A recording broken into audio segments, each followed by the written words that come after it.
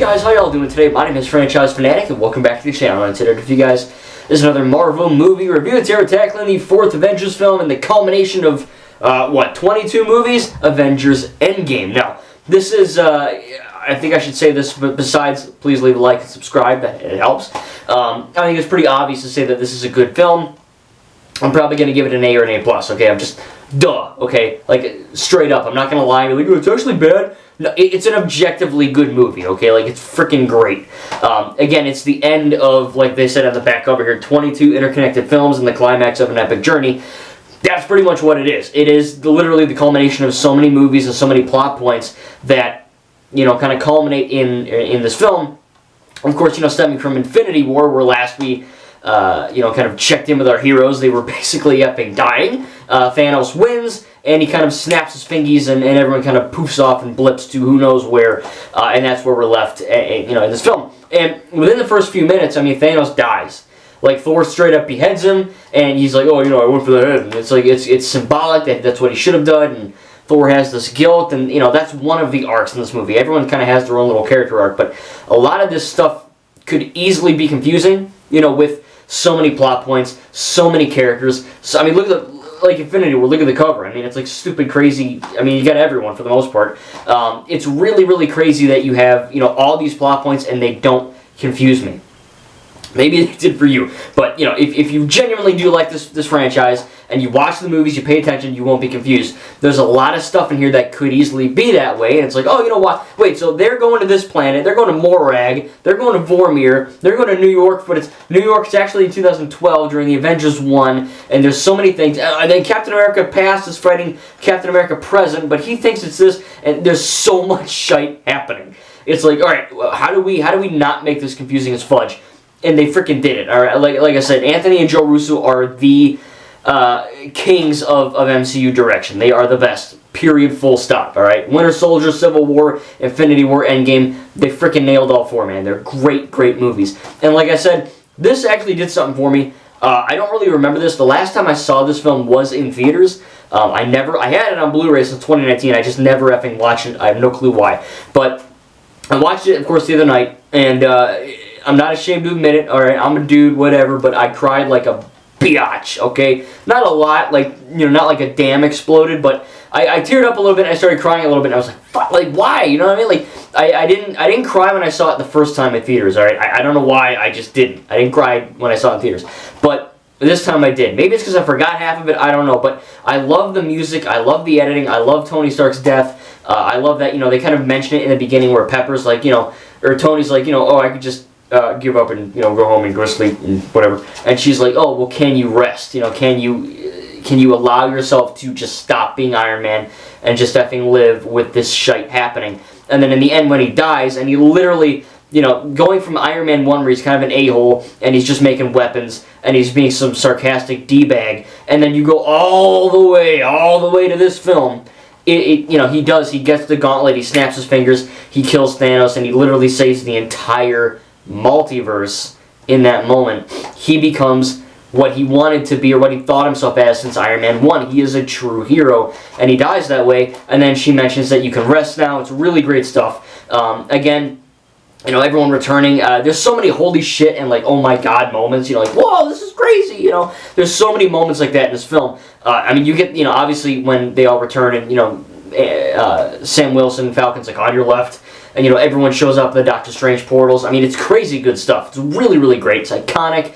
Captain America getting Mjolnir, the Iron Man snap, you know, the big final battle, Avengers assemble. You know, everything is just so iconic and beautiful and so well made. Everyone comes back. Hulk saving the day. Professor Hulk. I know some people have a little bit of a problem with Hulk, where he's not like, you know, like stupid Hulk, just like freaking out and breaking stuff and killing everyone in his sight, like Age of Ultron Hulk. This is literally Professor Bruce Banner mixing with the Hulk in this kind of, you know, form that we're going to see again in, like, She-Hulk and stuff like that. But I don't mind it, you know what I mean? If we do never get Hulk when he's a badass again and he's breaking stuff and he's fighting bad guys, that's a bit of an issue, because that's literally the Hulk's that's like the whole point of the Hulk, you know. But in the MCU, in the continuity, in the canon, in the lore, whatever, it makes sense that Hulk and Bruce Banner would connect, because that's what they were trying to do since 2008, essentially, with the Incredible Hulk film. really good stuff there, for the most part. Obviously the whole time travel thing, no one really knew what was going to be happening, No one knew how they were going to fix the situation and how they were going to unsnap the stuff that happened. And of course, time travel, and obviously there's the criticism that, they could just time travel and, do all that stuff all over again, and, just time travel before Thanos, or time travel and save Black Widow's death, or time travel and save Gamora, and they literally spell it out, like, multiple times in the movie. Time travel doesn't work like how it does in other films, like Back to the Future and Bill and Ted or whatever, and it also doesn't work how us people expect it either. So they kind of wrote around that, where they're like, no, you can't just go back in time whenever the hell we want and fix everything that ever happened.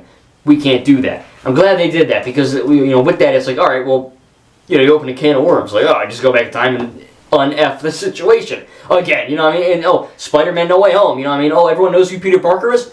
Just go back in time. Like, no, you can't do that. I think it's really cool stuff that they kind of wrote around that. Again, the whole time travel thing could be confusing, but thankfully it isn't.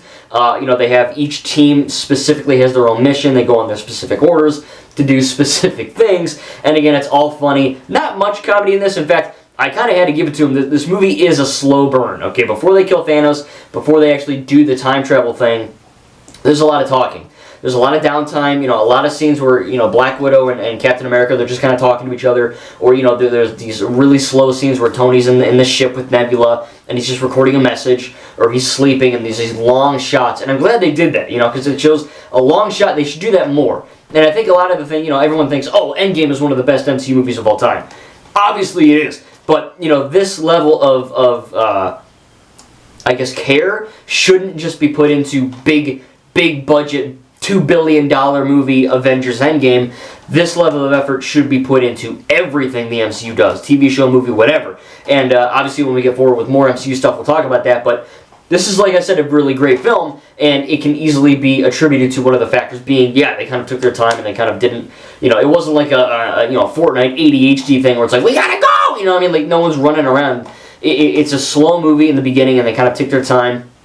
And they really build up to when things happen. I like that. Of course, this could be the scene of the woke stuff. I know some people thought the dude, Steve Rogers has like this AA meeting, I guess. Which I like the concept. I like that scene. I like that Captain America is like being the voice of reason, kind of providing therapy to people that have been affected by the snap. I like that. But then, obviously, this is the beginning where me and my boyfriend had dinner, and it's like, okay, I get it. I don't know what. It's really weird to put woke stuff in at like the very end of everything. Like, I know this isn't the end of the MCU, but this is the end of a specific chapter of it.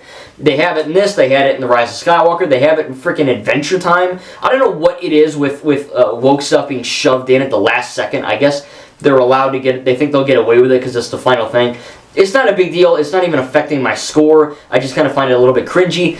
Some other people have said that the women team up scene in the end and the final battle, where I think Scarlet Witch is like, we're not alone, or I don't know. Someone says something, and then like all the women kind of team up. I didn't find that woke. I think like I said in another video, women being at the center of something, or women being in something, or a bunch of women doing X thing isn't woke or bad. Again, it would be bad if all the women were like, men suck, women forever. I'd be like, that's kind of cringy, you know what I mean? But having all the women kind of beat up the shit out of Thanos makes sense, and it is good because all these characters have suffered because of him, or, whatever, and it's cool to have that. Again, I didn't think that was too woke, in my opinion, but, whatever.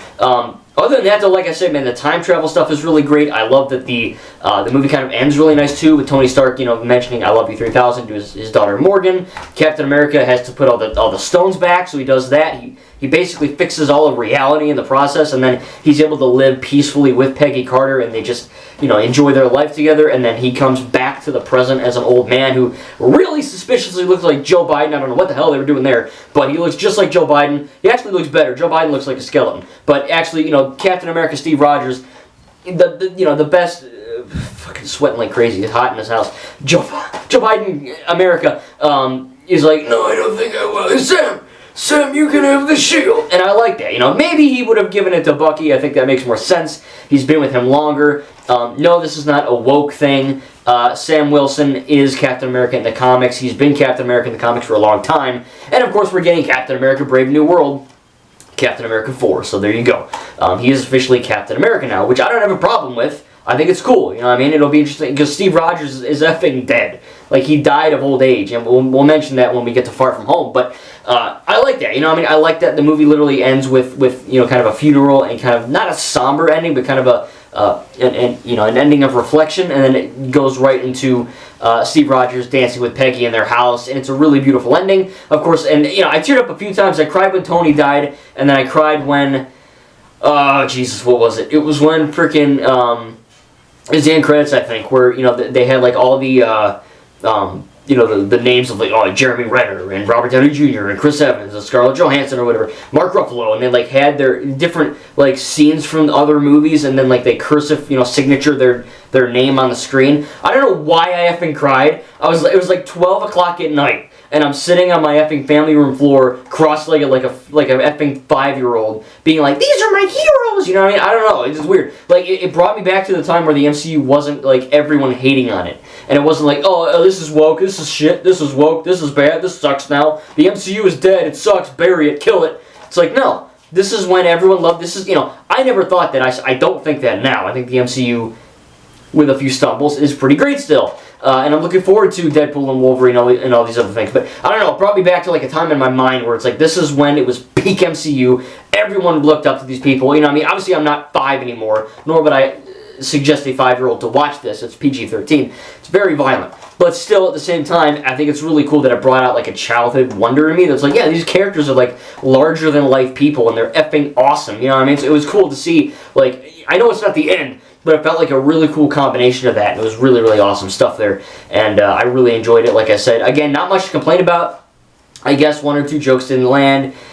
I couldn't even effing think of them, though. You know what I mean? Like, it genuinely is a great film. I really don't want to be like, yeah, it's A+. But, like, you know what I mean? Like, it's Avengers Endgame. I mean, the woke stuff isn't really bad. Yeah, obviously, I don't agree with some of the stuff they have in there, but that it doesn't impact the film quality whatsoever.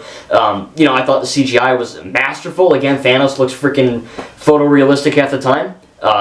And it just, you know, the writing is great. The way that they kind of fix these scenarios and all that is great. It sets up for the Loki show. It sets up, you know, so many amazing things. And again, it wraps everything up in a nice little bow where it doesn't feel like they rushed. Or, you know, this is 181 minutes. It's about 3 hours, maybe a little over 3 hours, something like that. And it's a long movie for Marvel. And again, there's just so many standout scenes. And, you know, even if you take away the iconic moments and the holy crap moments, you know, like Captain America lifting Mjolnir or stuff like that, it's still a banger movie. You know what I mean? It's still freaking awesome. You don't need that stuff to make it a good film, but they had these things in there where it didn't feel like padding, or it didn't feel like, oh, we have to have this, and oh, what do people want? Throw that in there. It didn't feel like that. You know, it didn't feel like a cameo fest where nothing mattered. Everything mattered. Everything had a payoff. Everything made sense, and everything worked. Very good stuff. To quote Todd Howard, again, it just works. Truly, like, you know, I mean, this is what happens when cinematic universes build up to a big thing. Like, you know, almost all the movies so far have been great, and to end with such a high note is freaking awesome. Again, the MCU is not dead. It is still continuing. You know, Far From Home is right after this, so, you know, the MCU is not done after this, but this is truly the culmination of those 22 movies. It's the end of a certain era, and now we're into the multiverse saga and all that. But the Infinity Saga, I guess, technically ended with Far From Home, which is also the end of Phase 3. But no one effing cares about that. This is basically the end of it. Okay, let's be honest. Far From Home is a sequel. It's the second in the Spider-Man trilogy, but this is really the end for a lot of people. In terms of, you know, the labels, you know, not the end of I'm going to stop watching type thing. But overall, man, like I said, I freaking love this movie. It's really, really great. Again, as far as negatives, I can't think of too many. Everything is like top tier Marvel. You know what I mean? This is the level of quality that should be in stuff like Ant-Man and the Wasp: Quantumania, or the Miss Marvel show, the She-Hulk show. You know what I mean? This level of writing and care, and I get it. You know, when Marvel's trying to put out a billion things a year, it's kind of hard to do that. And you know, some of the movies before this have been a little rough in some spots, as we've discussed. But overall, again, as the conclusion of those 22 movies, as the conclusion of a specific era in Marvel, this really doesn't disappoint, man, and it's a hell of a lot of fun. It's a great film. I laughed, I cried, and yeah, it's just a really great experience overall. And again, I'm really glad. You know, it's up there with like Pirates of the Caribbean at World's End. I know that's not the end of the franchise, but end of that trilogy arc. The Rise of Skywalker, Deathly Hallows Part 2. I mean, you know, this is one of the best climactic battle, you know, end of trilogy, end of, you know, thing movies ever. It's truly iconic, action-packed, epic. it's just a phenomenal film. So tell me down below in the comments what you think about Avengers Endgame. We're going to move on to Far From Home, but we're going to be taking a bit of a break, and we're going to be doing Deadpool 1 and 2 because Deadpool and Wolverine's coming out very soon. I'm seeing that on the 27th. It comes out the 26th. So I'm not seeing it day one, sadly, so I got to really try to avoid spoilers. Same goes for you guys. If you are seeing Deadpool 3 in theaters, don't go on Twitter. Please, don't go on Reddit. Try not to even, look up specific things on YouTube because we know some reject in his basement is going to spoil the whole damn movie, and you and I are going to be pissed. It's happened before, and I got to be really careful. You guys got to be careful. If you're going to see Deadpool and Wolverine in theaters, don't get spoiled online. Be very careful where you're searching on the internet. But we're going to be doing Deadpool and Deadpool 2, and then we're going to move back to Spider-Man Far From Home and continue with the MCU. So yeah, had a great time with this series. Again, I'm sorry it took so long after we took that year-long break or whatever, but I've been loving redoing these movies, and I cannot wait to continue the MCU moving forward. And just enjoy and hopefully enjoy and review more MCU goodness. Again, tell me down below what you think about Avengers Endgame. What do you think about it? I'm going to give it an A+. Really great film. Again, I genuinely can't think of that many negatives there.